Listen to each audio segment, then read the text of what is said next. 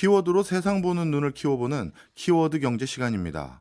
오늘도 남국민 작가와 함께합니다. 어서 오세요. 안녕하세요. 예, 오늘 키워드는 중고네요. 예, 맞습니다. 요즘에 중고 거래하는 분들 정말 많아가지고 이 키워드 들으면서 반가우신 분들도 많을 것 같아요. 저도요.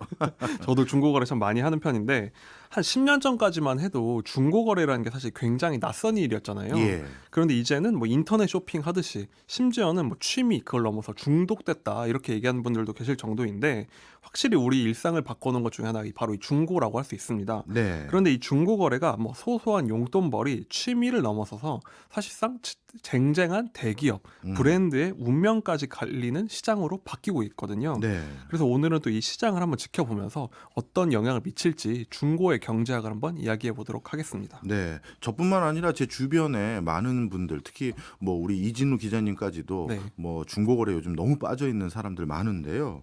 그런데 통계적으로 이게 얼마나 활성화됐는지는 저희가 잘 못 찾았거든요. 혹시 그런 자료가 있을까요? 사실 저도 이거 찾으면서 굉장히 어려웠던 게 중고 거래라는 게 사실 개인 대 개인의 거래가 대부분이잖아요. 예. 그러다 보니 정확히 이만큼이다 이렇게 딱 떨어진 통계를 찾기가 정말 쉽지가 않더라고요. 그렇겠네요. 그래서 얼마나 이 시장이 커졌는지 체감할 수 있는 자료가 뭘까 고민을 하다가 스마트폰 시장을 한번 살펴보면 좋겠다 생각을 했습니다. 예. 다른 제품에 비해서 거래도 활발하게 일어났지만 무엇보다도 중고로 사도 일단 통신사에서 개통을 해야 되잖아요. 예. 그러다 보니 중고로 거래하는 게 상대적으로 좀 측정이 잘 되는 물건 중에 하나가 이 스마트폰이다 볼 수 있습니다. 그렇겠네요. 그래서 한번 살펴보니까요. 시장조사업체 IDC라는 곳에서 조사를 했더니 지난해 한 해 동안 세계적으로 중고 스마트폰이 3억 940만 대가 거래됐다고 합니다. 이야, 3억 대요. 네, 300만 대도 아니고 무려 3억 대니까 지금 미국 인구가 한 3억 3천만 명 정도 되거든요. 예. 그러니까 거의 미국 인구만큼의 스마트폰이 전 세계에서 거래가 되었다. 그것도 중고로 이런 의미인데요. 이거를 전체 스마트폰 시장이랑 비교를 해보면요. 세계적으로 지난해 판매된 스마트폰이 12억 대 정도 돼요. 네. 그러니까 중고 스마트폰이 신제품의 거의 4분의 1 규모로 거래가 됐다는 거죠. 그러니까 물론 스마트폰이라는 한 재화에 특정된 얘기지만 그만큼 중고 거래가 무시할 수 없는 규모다 확인할 수 있는 수치입니다. 네, 맞습니다. 학교 학생들은 특히 중고폰 많이 샀었어요. 맞습니다. 요즘에 국내에서도 정말 중고 거래 많이 하고 특히 스마트폰은 말할 것도 없는데 예. 우리나라 중고폰 시장도 정말 대단한 규모거든요. 업계에서는 국내 스마트폰 시장이 재작년 기준으로 한 700만 대 정도 규모일 거다 보고 있는데 네. 이게 2년 전 통계다 보니까 굉장히 좀 빠르게 성장하거든요. 그래서 올해는 1,000만 대 넘는 게 거의 확실하다 이렇게 보고 있고 금액으로는 한 2조 원 정도 되는 규모인데요. 네. 근데 신제품 판매량은 사실 역설적으로 최근에 굉장히 줄어들고 있어요. 그러니까 한 해 신제품 스마트폰이 한 1,300만 대 정도가 판매된다고 합니다. 예. 그러니까 중고 거래는 거의 1,000만 대가 넘은 것 같은데 신제품은 1,300만 대 정도니까 예. 한국은 세계에서도 정말 중고 스마트폰의 거의 중심지다 할 만큼 활발하게 거래가 되고 있는 시장이다 이렇게 말할 수 있는 거고요. 예. 말씀하신 대로 요즘 젊은 분들은 정말 많이 쓰기도 합니다. 네. 사실 스마트폰 시장에서 이렇게 중고폰 시장이 커진다면 이러다가 우리 완성차 업체들이 중고차 시장에 직접 진출한 경우도 있잖아요. 그렇죠. 이러다가 삼성전자를 비롯해서 뭐 애플사도 중고폰 시장에 직접 뛰어드는 거 아닌가 이런 생각도 드는데요. 판매되는 스마트폰의 4분의 1이 중고라고 하니까 예. 만드는 업체들도 당연히 신경이 쓸 수밖에 없는데요. 예. 요즘에 중고 시장이 달라진 위상을 보여주는 게 바로 드러나고 있습니다. 이게 단순히 거래 규모만 큰 게 아니라요. 스마트폰을 만드는 회사들이 직접 뛰어들고 있는데요. 그러니까 스마트폰의 양대 산맥하면 삼성 그리고 애플 이렇게 말할 수가 있겠죠. 예. 2010년 초에 이제 라이벌 구도가 형성되고 지금까지 이제 라이벌을 계속 이루어지고 있었는데 최근에는 사실 점차 아이폰한테 사실 매출 영업이익이 밀린 지는 오래됐고 판매량까지 밀린 게 삼성이거든요. 예. 그러다 보니까 삼성이 이런 갤럭시의 위기를 타개하기 위해서 이 중고 시장을 지금 들여다보고 있습니다. 이렇게 중고 시장이 삼성의 위기를 탈출할 어떤 모멘텀이 될까요? 왜 이렇게 중고 시장을 주목하고 있냐면요. 그동안에 아이폰이 상대적으로 갤럭시보다 뒤처지는 점이 뭐냐 이렇게 공격을 받던 지점이 비싼 가격이었어요. 그러니까 두 회사 참 요즘에 스마트폰 비싸잖아요. 그렇죠. 둘 다 비싸긴 한데 근데 플래그십 수준에서 비교를 해봤을 땐 그래도 아무래도 아이폰이 조금 더 비싼 경향이 있어 왔습니다. 예. 요즘에 특히 환율이 올라가지고 네. 우리나라 국민들은 더 체감을 하잖아요. 예. 그런데 이 공식이 중고 시장이 활성화되면서 흔들리고 있어요. 예. 그러니까 과거에는 스마트폰 말고 이제 핸드폰을 다 쓰면 서랍에 거의 모셔두고 거의 전시회도 박물관처럼 되는 경우가 많았잖아요. 예. 근데 요즘에 워낙 비싸다 보니까 다 내다 팔고 있습니다. 음. 앞서 통계를 보면 드러나죠. 그러다 보니까 중고 시장의 워낙 중요성이 커졌는데 이 시장에서 아이폰 가격이 잘 안 떨어지더라는 겁니다.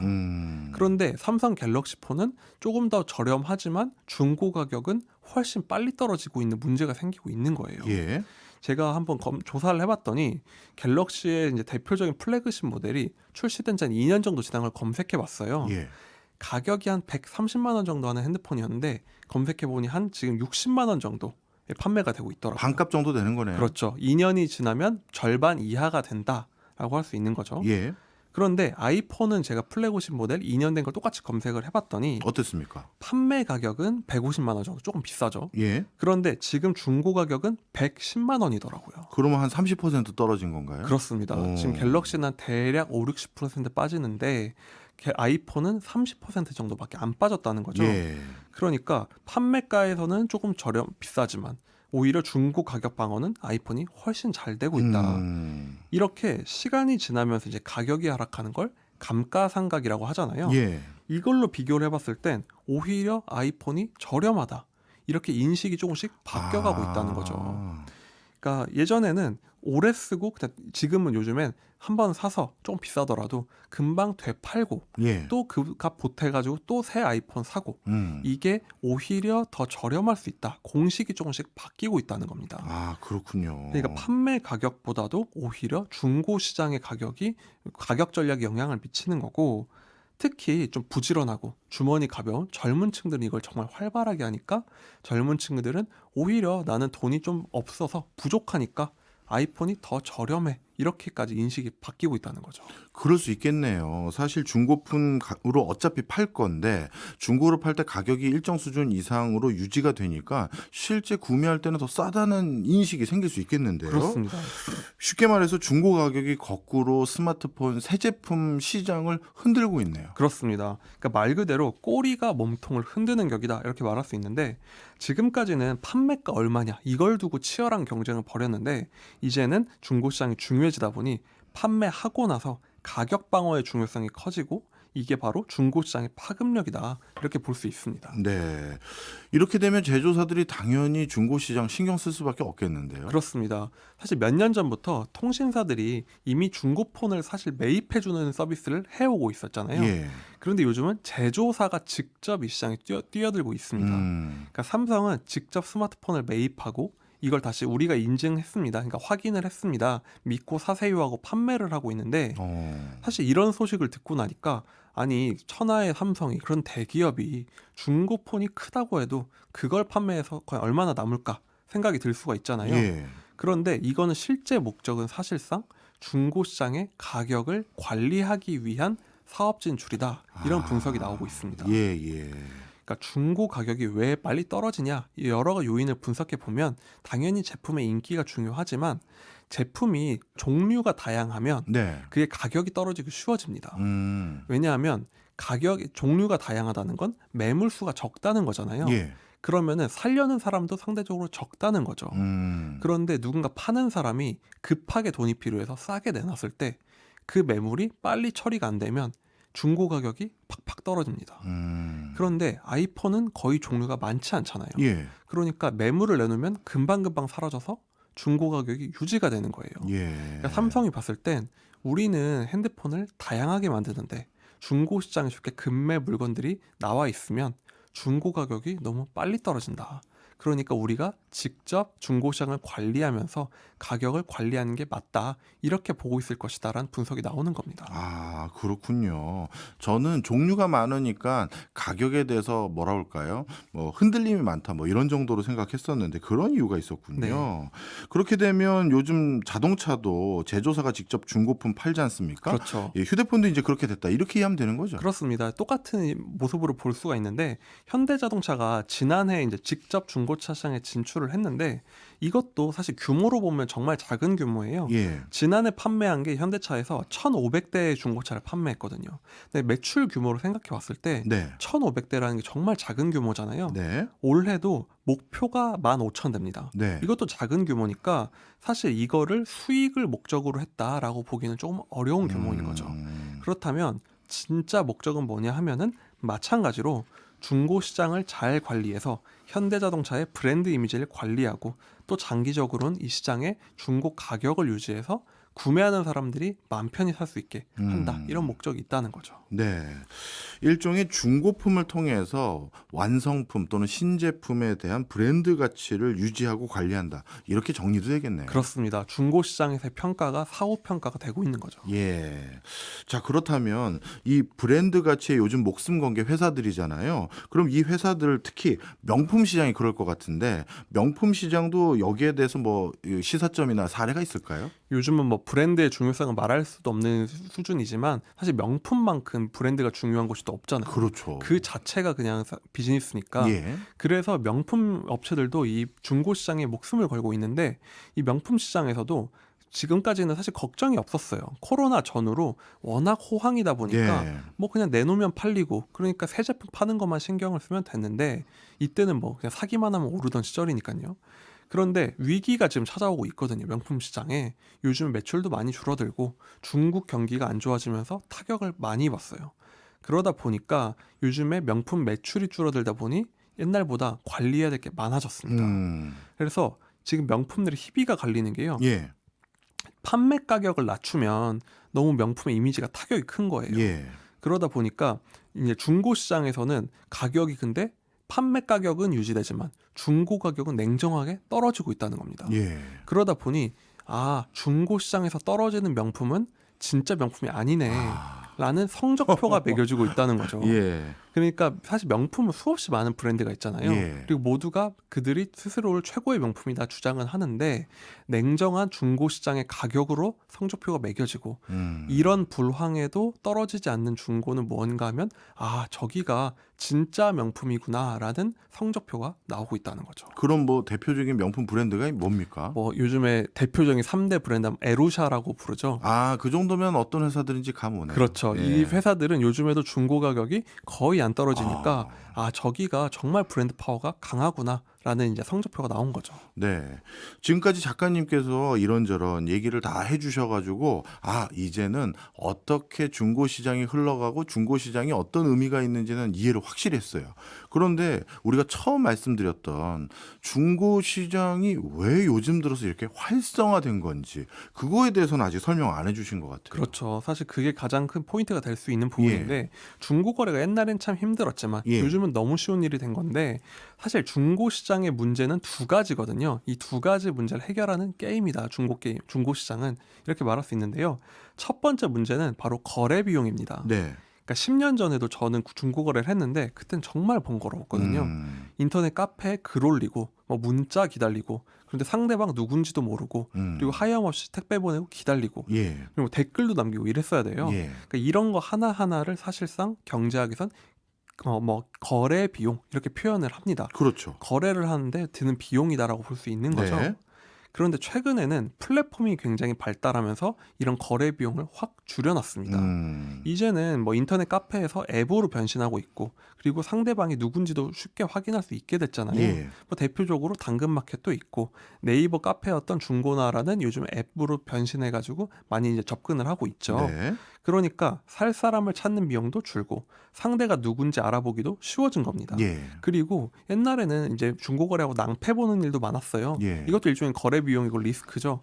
이거를 플랫폼에서 나서서 해결해 주기도 합니다. 그러니까 서로 간에 있었던 거래 비용이라는 장벽을 플랫폼이 확 낮춰준 건데 이게 또 중고차 시장에서도 비슷해요. 요즘에 대표적인 사례죠. 옛날에는 사실 중고차 사는 것도 골치고 파는 것도 골치였잖아요. 맞아요. 그런데 요즘에는 앱 같은 곳에서 뭐 매물을 올려놓으면 입찰이 붙고 업체에서 나와서 검사도 하고 굉장히 쉬워지다 보니 예. 거래가 훨씬 활발해지고 있습니다. 네. 물론 방금 설명 주신 것처럼 플랫폼 등을 통해서 이렇게 중고 거래의 여러 벽들이 조금씩 허물어지는 건 사실이긴 합니다만 그래도 간간이 요즘도 어디서 사기당했다, 속아서 샀다 이런 소리가 간간히 들리더라고요. 여전히 사실 완벽하게 믿을 수는 없겠죠. 예. 그래서 정말 중고시장의 가장 큰 미션은 뭐냐 하면 바로 이 신뢰 문제를 해결하는 겁니다. 예. 이거를 조금 더 어렵게 말하면 정보의 비대칭. 그러니까 파는 사람과 사는 사람의 정보가 다르다. 예. 이걸 어떻게 해결할까 하는 건데요. 기본적으로 파는 사람은 이 물건에 대해서 잘 알고 사는 사람은 그걸 모른다. 이게 가장 큰 문제죠. 네. 그러니까 중고차 시장에서 가장 많이 나타나는 문제였는데 이것도 요즘엔 플랫폼들이 나서서 많이 해결을 하고 있습니다. 예전에는 중고 거래는 당연히 C2C, 그러니까 고객과 고객, 개인과 개인의 거래였어요. 근데 요즘은 점점 플랫폼이 그냥 단순히 두 사람끼리 연결해 주는 걸 넘어서 아예 플랫폼이 매수를 하고 그 물건을 검증을 하고 인증 후에 판매하는 역할로 넘어가고 있습니다. 그러니까 매물을 플랫폼에서 직접 사고 이제 확인까지 하니까 중간에 유통이 늘어난 거죠. 네. 그런데 이거를 여기서 해결을 한 게 뭐냐? 불신의 문제를 플랫폼이 직접 해결을 하는 겁니다. 네. 그러다 보니까 요즘에는 중고마켓이 그냥 사람이 많은 게 중요한 게 아닙니다. 이 플랫폼이 얼마나 믿을 만한 고증 실력을 갖췄냐 이걸로 넘어가고 있는 거죠. 예.